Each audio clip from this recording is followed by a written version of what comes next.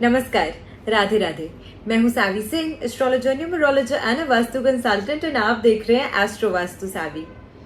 आज आपके साथ एक बेहद खास फेस्टिवल की बात करने वाले हैं, जो कि है राधा अष्टमी। राधा अष्टमी भाद्रपद के शुक्ल पक्ष की अष्टमी तिथि को मनाई जाती है, और इस बारी ये अष्टमी तिथि जो है वो 22 सितंबर को ही शुरू हो रही है। इसी वजह से कई लोगों के मन में ये सवाल था कि हमें 22 को राधा अष्टमी मनानी है या फिर 23 तारीख को अष्टमी तिथि मनानी है। तिथि की जो शुरुआत है वो भले ही 22 तारीख को हो रही है, लेकिन उदया के समय ये तिथि नहीं होगी। ये जो तिथि शुरू हो रही है वो दोपहर को 1:36 से शुरू होगी, और 23 तारीख की दोपहर को 12:18 तक की जो तिथि है वो मान्य रहेगी। अगर हम सनातन धर्म की बात करते हैं तो सनातन धर्म में उदया तिथि की ही ज्यादा मान्यता होती है। इसी वजह से राधा अष्टमी का जो त्योहार है वो आपको आज ही के दिन यानी कि 23 सितंबर के ही दिन मनाना चाहिए। अब आज की वीडियो में हम आपके साथ ये बात करेंगे कि किस तरीके से आपको राधा अष्टमी के दिन पूजा करनी चाहिए, अर्चना करनी चाहिए, और साथ के साथ एक खास उपाय आपको देने वाले हैं हम वीडियो के एंड में, जो आपको जरूर सुनना है। स्पेशली अगर आप चाहते हैं कि आप अपने लाइफ में एक अच्छा पार्टनर अट्रैक्ट करें, रिलेशनशिप इश्यूज अगर आप बार बार फेस करते हैं, या फिर अगर आपको लगता है कि आपके फैमिली में हमेशा मन मुटाव की स्थिति रहती है, आपसी जो संबंध है फैमिली मेंबर्स के, परिवार एक साथ नहीं रहता या खुश नहीं रहता, तो अगर इनमें से कोई भी प्रॉब्लम्स आप फेस कर रहे हैं तो आप सभी के लिए बहुत ही अच्छा और सरल उपाय हम शेयर करने वाले हैं इस वीडियो में। सबसे पहले मैंने आपको तिथि बता दी कि किस तिथि पर अष्टमी तिथि है, और आपको कब राधा रानी जी का ये जो जन्म उत्सव है वो कब मनाना चाहिए। जब राधा रानी के जन्म उत्सव की बात करते हैं तो बरसाने में तो बहुत ही ज्यादा धूमधाम से ये उत्सव मनाया ही जाता है, लेकिन इस शुभ दिन पर आपको राधा रानी की और श्री कृष्ण जी की दोनों की ही साथ में पूजा अर्चना करनी चाहिए, ताकि दोनों आपको और आपके परिवार को ढेर सारा आशीर्वाद दें।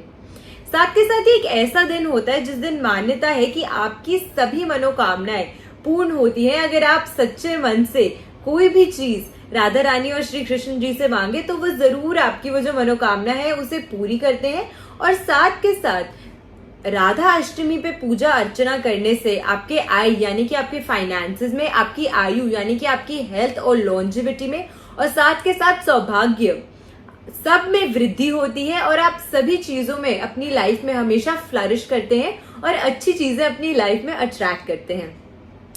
धर्म ग्रंथों के हिसाब से राधा रानी की पूजा अगर आप कर रहे हैं तो उसमें श्री कृष्ण जी का होना जरूरी है। श्री कृष्ण जी की पूजा अगर आप कर रहे हैं तो राधा रानी जी को प्रसन्न करना जरूरी है। तो इसीलिए आपको साथ में दोनों की पूजा अर्चना करनी है। और ऐसी मान्यता है कि अगर आप श्री कृष्ण जी के भक्त हैं या श्री कृष्ण जी की पूजा करते हैं तो उसमें अगर आप सिर्फ श्री कृष्ण जी का नाम ना भी लें और सिर्फ राधे राधे का जाप करें तो इससे भी भगवान श्री कृष्ण अत्यंत प्रसन्न होते हैं और आपको और आपके परिवार को खूब सारा आशीर्वाद देते हैं।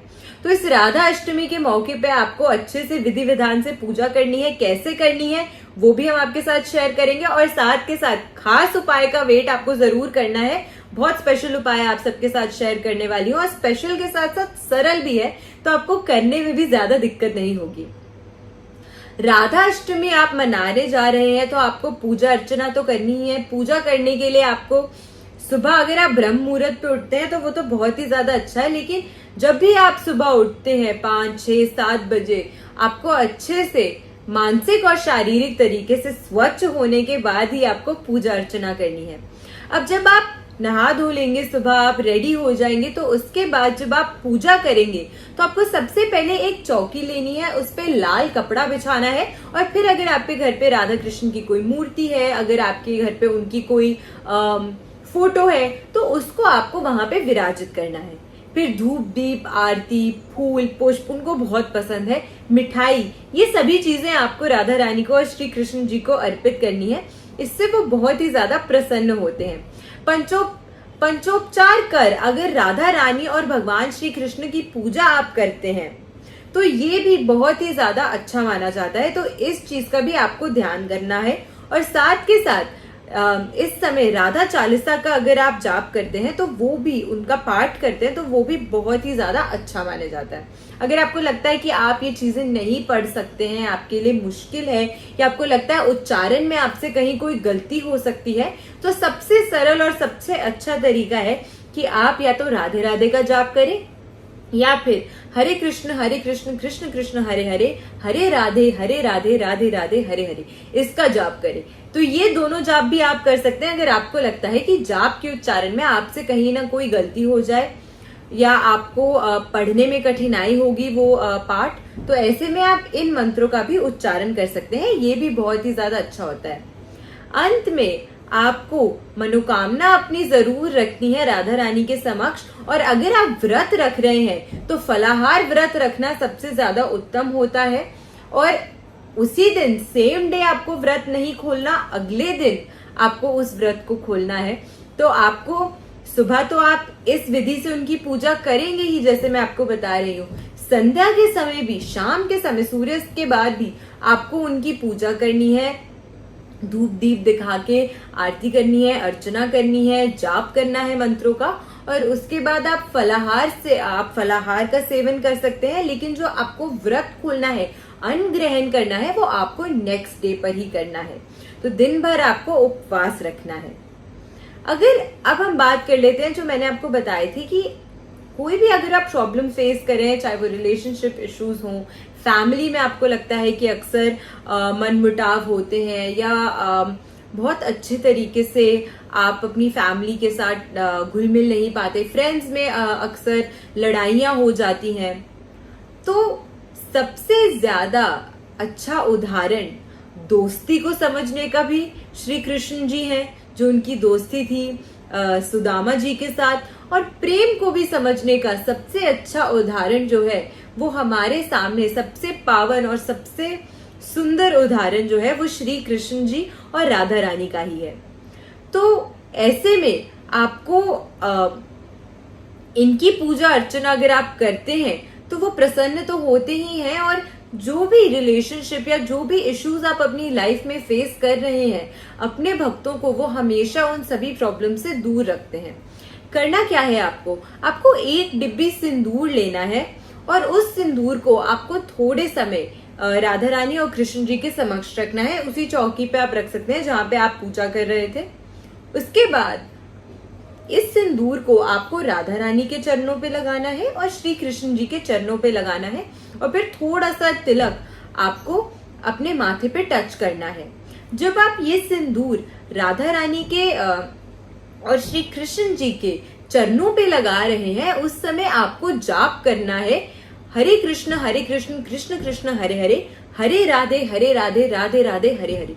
इस मंत्र का आपको उच्चारण करना है 21 टाइम्स मिनिमम। आपको कोशिश करनी चाहिए इस मंत्र का उच्चारण करने के लिए। अगर ज्यादा भी कर सकते हैं तो 108 बार भी आप इस मंत्र का उच्चारण कर सकते हैं। जब आप ये उच्चारण कर रहे हैं और राधा रानी और श्री कृष्ण जी की पैरों पे, चरणों पे आप वो सिंदूर लगा रहे हैं, तो उसमें आपको अपनी मनोकामना जरूर अपने मन में रखनी है कि किस चीज के लिए आप ये उपाय कर रहे हैं, या अगर आपने व्रत रखा था तो क्या ऐसी मनोकामना है जो आप चाहते हैं कि वो पूर्ण हो जाए।